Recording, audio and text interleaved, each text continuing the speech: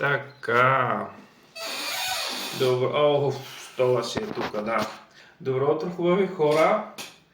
Аз съм с тениската на Айдемир и с правилната чаша. И съм готов да поговорим още малко за хубавата философия в България. След като сте тук, това означава, че вие сте хубави хора, защото ако наистина сте философи, значи сте хубави. Също така да кажа какво сме правили до момента набързо, защото това ми помага да вляза в настроението. Ако не сте гледали предишните уроци, те са 3, това е 4-тия. Може да ги видите в плейлиста Философия за начинаещи. Ще има линк. В него говорих за абсолютно първия урок за задачите на философията. След това говорих за знанието и мъдростта. А предишния път говорих за разликите и приликите на философията с религията и науката. Днес ще говорим по тема номер 4, а отделно мисля, че ви занимавах с някои по-странични неща, като да кажем гарата в Горна Оряховица и някои интересни факти около канала ми. Оставете коментар дали ви е интересно да има странични неща. Също примерно разказах истории за живота в училище. Дали предпочитате уроците или страничните, или вие се тая и каквото си реша. Днес ще говорим за началата на философстването и граничните ситуации. Ще видим как ще го заглавя. Сега, първото, за което ще говоря с вас, са така наречените мит и логос. Дори на гръцки това звучи като митос и логос. Мисля, че имаше такава бира, митос, ама не съм сигурен. Почвам с дефиниция, защото като почна с дефиниция ми е лесно и удобно и освен това е адекватен начин да си построим мислите. Дефиницията на прехода от мит към логос е следната. Преход в мисленето на древните гърци от истории за богове, богини и герои, това е митоса, към плавно развиване на рационална философия и логика, това е логоса. Примерни представители на митоса са Омир и Хезиод. Сега Омир и Хезиод, няма да се занимаваме с тях, но Омир, Илиада, Одисея, Хезиод, дела и дни. Логос, това са досократиците, сега скоба досократици. Толкова е важен Сократ за древната философия, че всички преди Сократ са унези преди Сократ, така ги наричаме, досократиците. Самия Сократ, Платон и Аристотел са добри примери за хора, които се занимават с логос. Самия Аристотел създава и логика и така нататък. Окей, какво е мит? Дефиниция. Разказ, който описва света чрез образи и символи. Събитията в света са предизвикани от действия и сблъсъци на боговете. Чрез митовете човек осмисля собствения жизнен опит и затова ги приема за реалност. Така, описва света, той описва света, мита, това му е работата, а как го прави? Чрез образи и символи. В момента ги маркирам, даже не са предварително маркирани.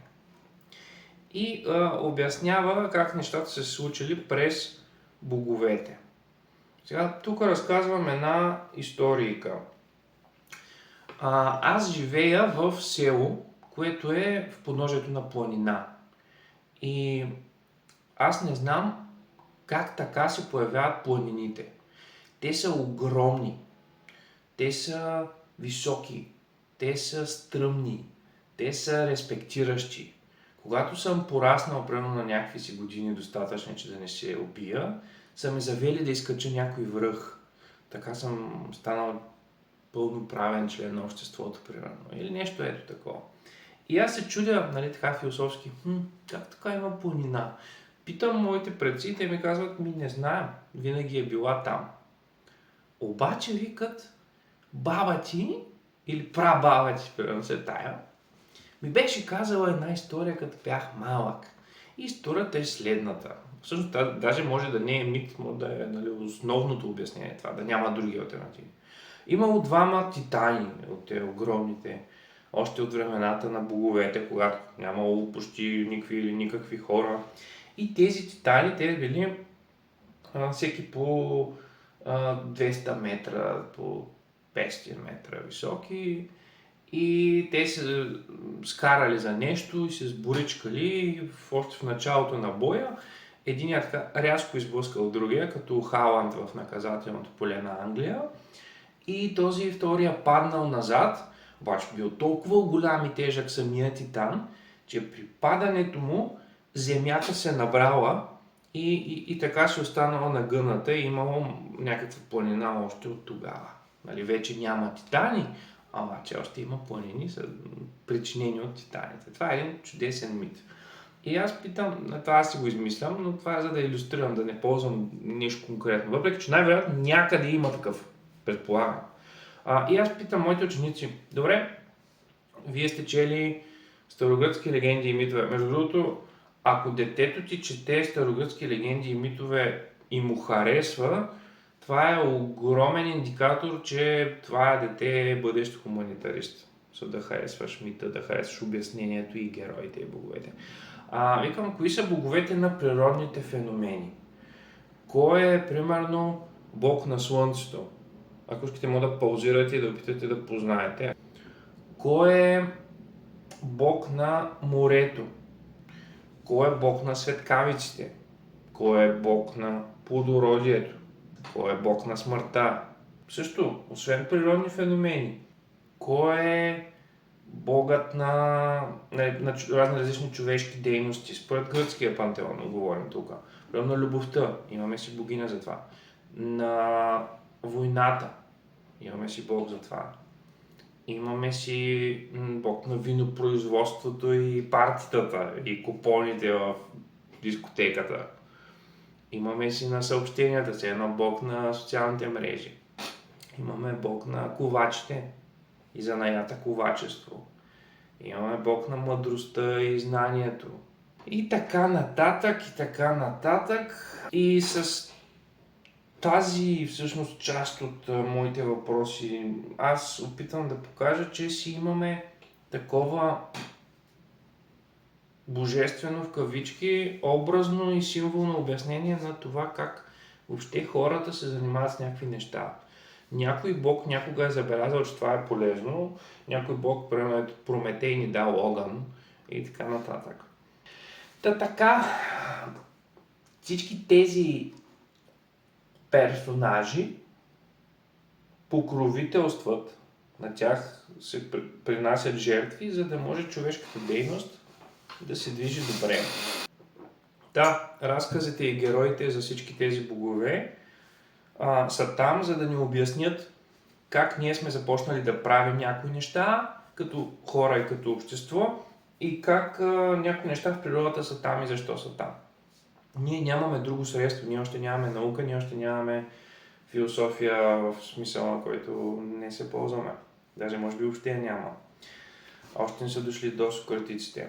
Сега, какво е логоса? Етимологически, не знам дали казах още в първия урок, в първия урок говоря за етимология. Значението на етимологията е произхода на думата, какво значат корените, от които е образувана. Етимологията на думата етимология е произход на думата и това е значението. Етимологията на логос, той означава буквални преводи от гръцки, няколко неща означава. Това е разум, това е слово, това е знание, това е беседа. Всичко това е логоса.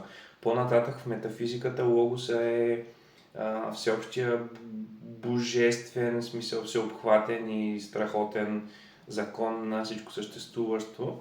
Но да кажем, че това са разума и знанието и словото. Също в средновековието, християнството, словото е самия Христос, словото, което бива въплатено и така нататък. Но логоса е сложно нещо. За момента говорим само, че логоса е това, което замества мита като основен инструмент за мислене, като база за мислене, като база за обяснение. Искаме рационално да си обясним някакви неща. И почваме примерно да правим нови описания на природата и на света. Почваме да обясняваме нещата на база на нашите наблюдения, на база на нашите логически заключения. Не ги обясняваме вече чрез делата на невидимите човеци с свръхсили, каквито са изброените богове по-горе, а почваме да ги обясняваме с някакви абсолютно безлични природни причини. Примерно няма планина, защото са се били и борили титани преди хиляди години, а защото преди милиони години са се сблъскали земните плочи и това просто стои така като факт. Няма нужда да има история за това. Има гръмотевици, защото има различни въздушни фронтове с различна температура и така работи науката физика. Обаче въобще няма Зевс на върха на планината и така нататък. И сега важно е да кажем едно изречение, което също ще маркирам и ще ви прочета. Кратко е. То е: няма остра историческа граница между мита и логоса. Не е станало така, както и с големите исторически епохи, между другото. Не е станало така, че до вечера в 23:59, тогава няма часовници, но до вечера ние ще мислим митологично и след полунощ почваме да мислим логично. Не става така. Логоса идва от мита, част от мита остава в логоса.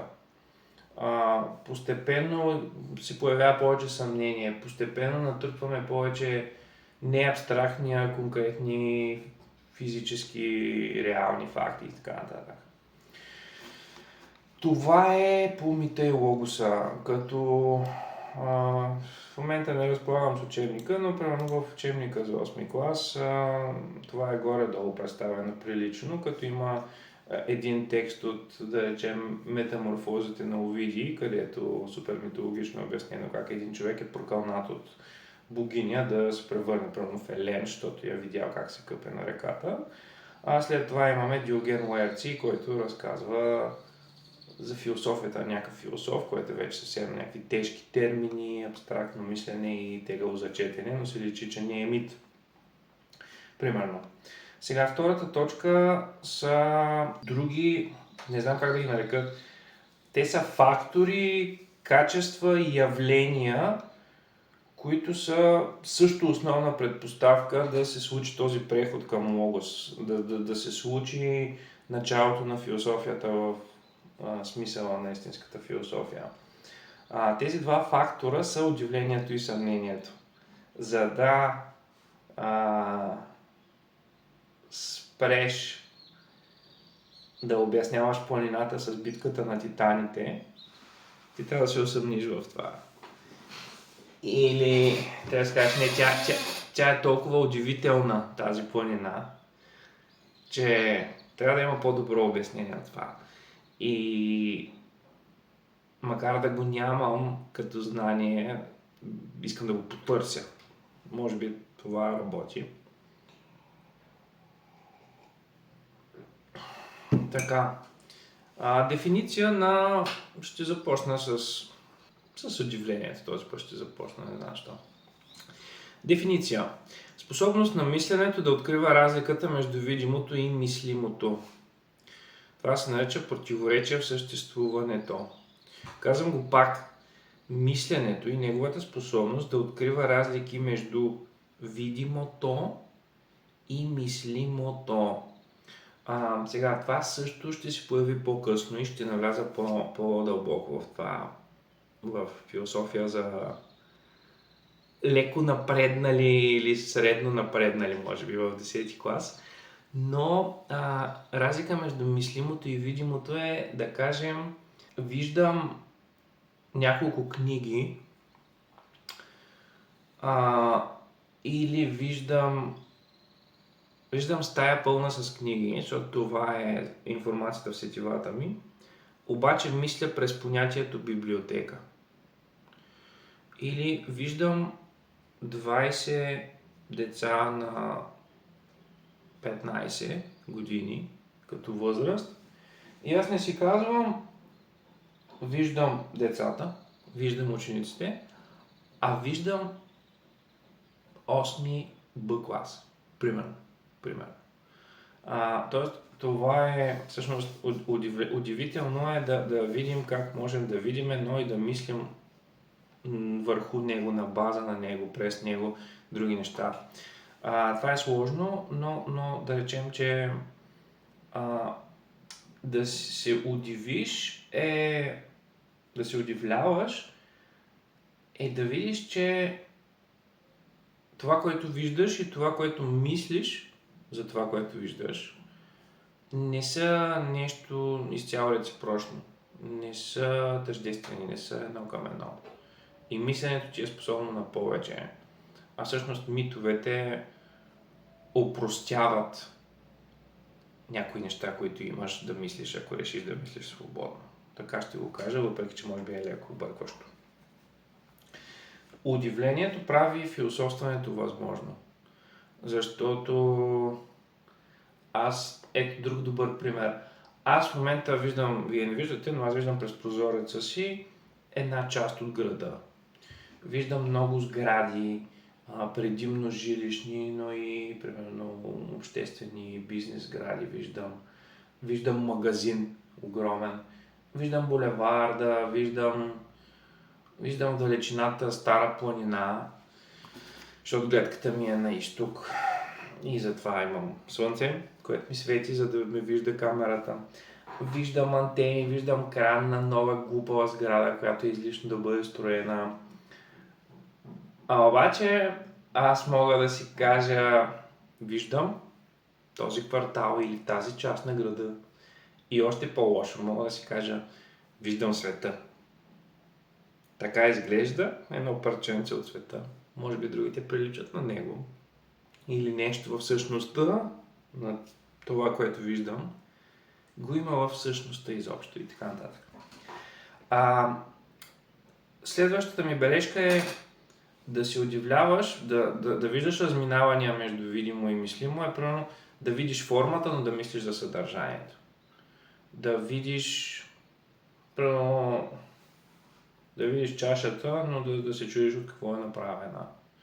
Да виждаш единично и да мислиш общо. Това с града е пример. Аз виждам градовете изобщо. Калокагатията, да видиш грозен човек и да си кажеш, сигурно той е лош, сигурно той е глупав. В този смисъл удивлението не означава да се изненадваш. Означава да с помощта на мисълта си да видиш повече в това, което виждаш, отколкото виждаш. Да видиш повече от това, което виждаш в това, което виждаш.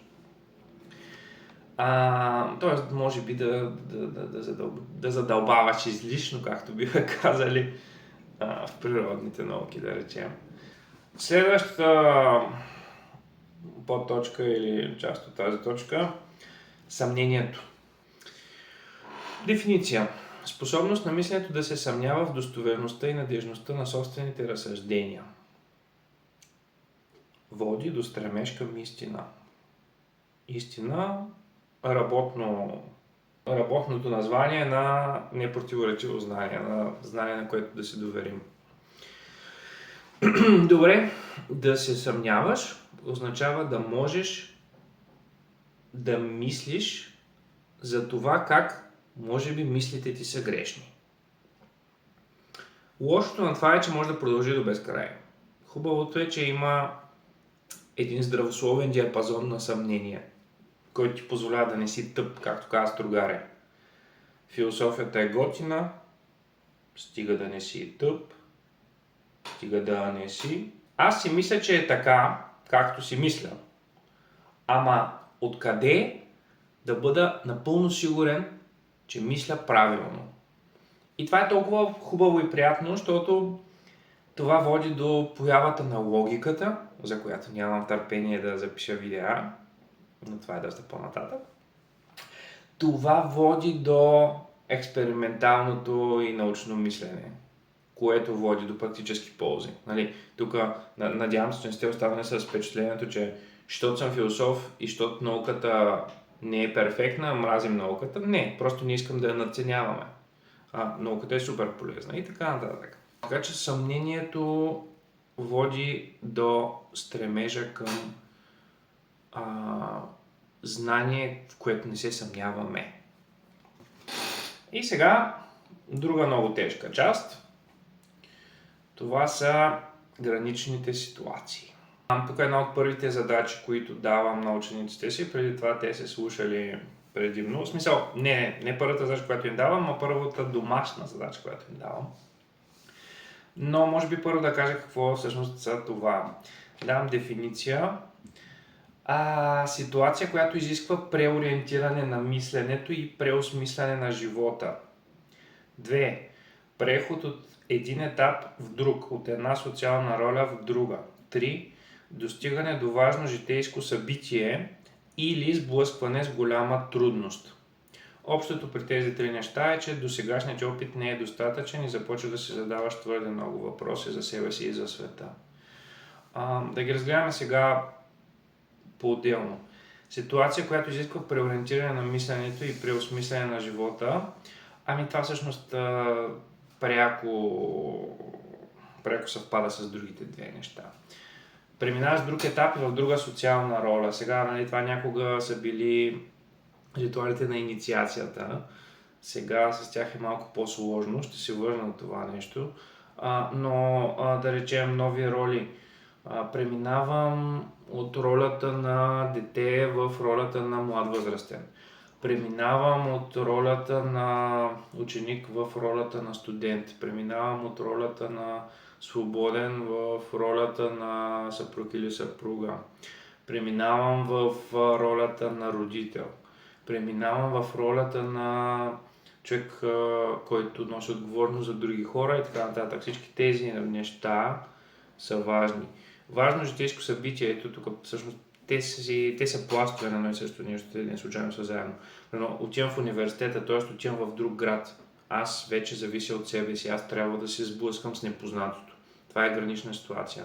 Или местя се с семейството си, дори да съм по-малък, има хора, на които се случва да се местят често поради някаква причина, работа на някой от родителите, някакво лошо събитие.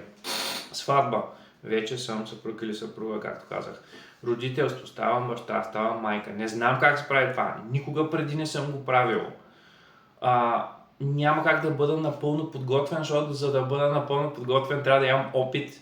Аз нямам опит, няма откъде да го имам. Това е цялата идея на границата. Навлизам в новото и си задам въпроси. Ще се справя ли? Как да реагирам, когато има трудност, проблем, грешка? Как да ги поправя? Как да се движа напред? Или голяма трудност, казахме. Това може да са болест, раздяла, смърт, депресия и други неща. Когато си много болен, рязко започваш да мислиш за здравето си, а не за другите си цели. Или когато някой близък е хронично болен, това тотално променя живота на всички около него, освен самия негов живот. При раздяла, да речем, късаш с първото си сериозно гадже и то е все едно символична смърт. Примерно до вчера сте били в общуване почти ежедневно или ежедневно, а от днес вече не трябва да си говорим. То все едно човек е умрял, нещо, че е жив и си прави някакви неща другаде. Вече не сте във връзката. Самата смърт, примерно когато за първи път бях на погребение, това ми постави изключително много въпроси. Бях чувал за това, намеквали са ми го, казвали са ми, че ще се случи, обаче видях как се случва. И това поставя живота си в перспектива, както и във връзка с задачите на философията. Аз как да живея преди да умра? Има ли живот след смъртта? Да, добре, има ли живот преди смъртта? Има ли живот в живота? Как може това да се случи на мене? Това е толкова нечестно, това е несправедливо, не знам как да си обработя емоциите и така нататък, така нататък. Това са гранични ситуации. Също в този смисъл войната бих добавил, която не е в бележките, но много се брои. Поради война много хора са разделени от семействата си за дълго време или за винаги. Поради война много хора са изгубили дома си, поради война много хора са изгубили здравето си и така нататък, така нататък. Това са гранични ситуации.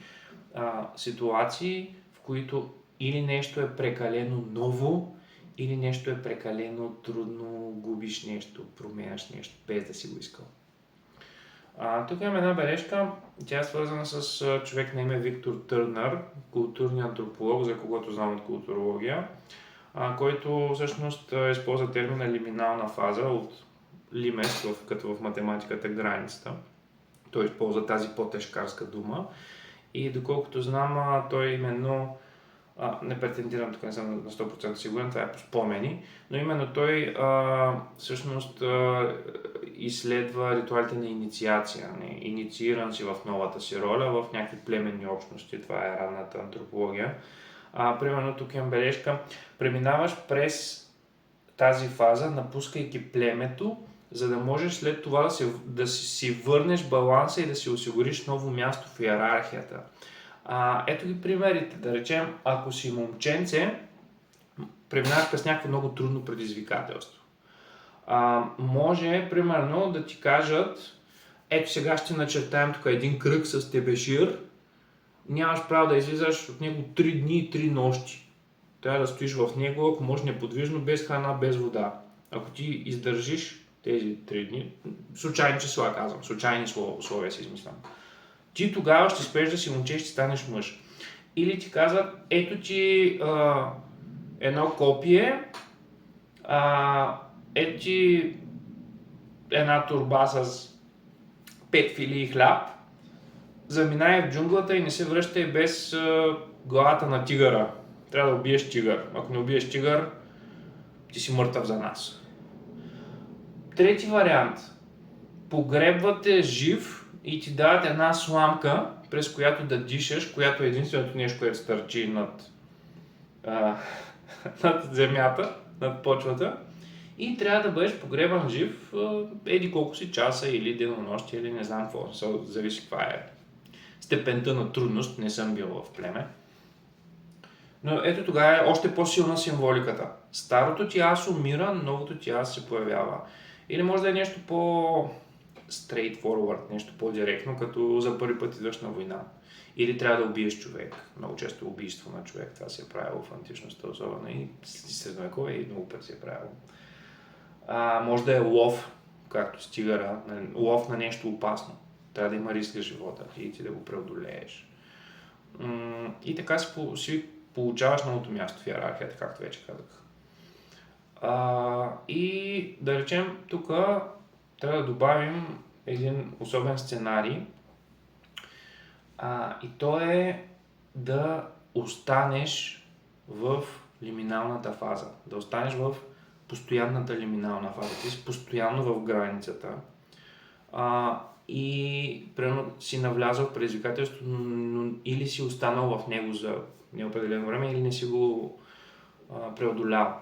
Сега това може да се случи поради недъг, поради някаква друга липса, поради някакви увреждания, психически или физически, поради война или робство, губиш свободата си, да речем. Това е неприятен сценарий за всеки в него и това се нарича да бъдеш маргинален.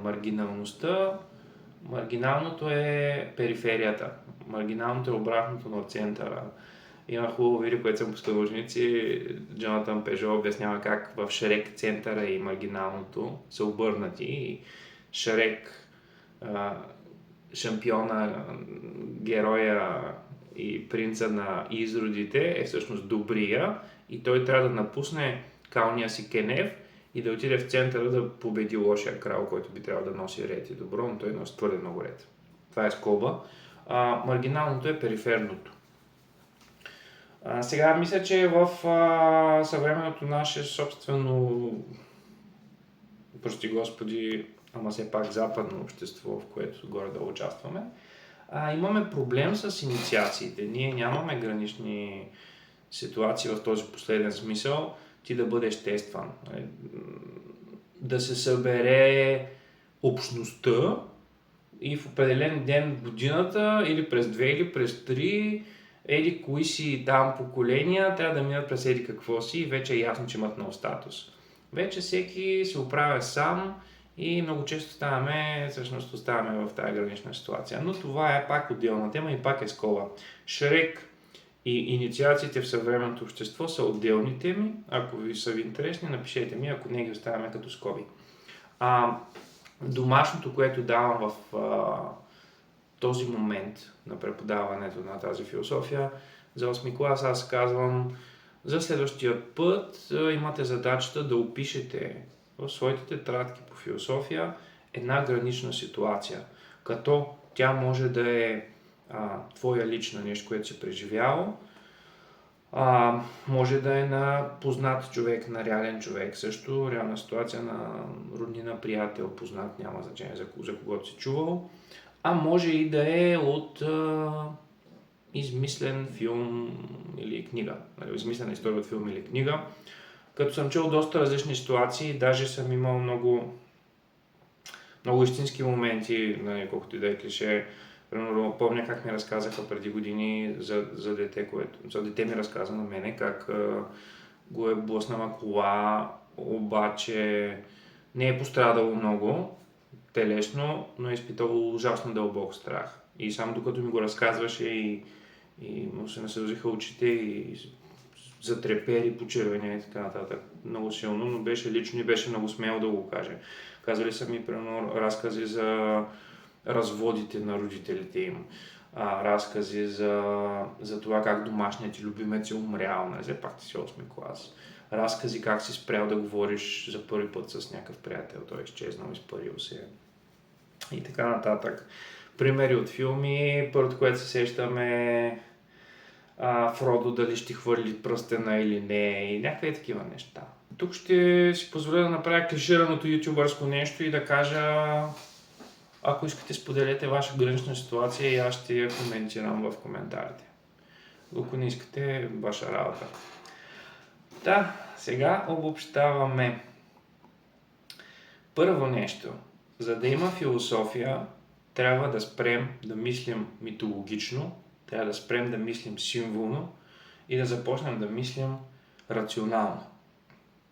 Това в контекста на историята на философията са ранните досократици, за които ще си говорим по-нататък. Говорим за западна философия, тук не говорим за Китай, Индия и за тези неща, говорим за Европа и за Древна Гърция, примерно. Това преминаване към рационално мислене е преминаването от митос към логос. След това, за да може да се случи това преминаване, ние трябва да имаме двете способности на нашето мислене. Способността да се удивляваме за удивление и способността да се съмняваме за съмнение. Това е много важно нещо. Философите се съмняват и удивляват. И на последно място разнищих граничните ситуации, лиминалните фази. Граничните ситуации са ситуации, в които се сблъскваш с нещо коренно непознато и ново, твоя нова социална роля, или за първи път и период в живота, или за първи път се сблъскваш с нещо много трудно и неприятно. Голяма трудност, която те кара да преосмислиш съществуването си в света. Болест, война, раздяла, смърт, голяма опасност или нещо подобно. Като в тази връзка споменах и ритуалите по инициация, които в традиционните племени общества са доста конкретни предизвикателства. Впрочем, не споменах в тези племена какво става с момиченцата, защото казах, момчетата стават мъже, при жените е малко по-различно. При жените имаме много ясен физиологичен маркер, кога жената всъщност е спряла да бъде момиче и всъщност обикновено се приема, че момичето става жена, когато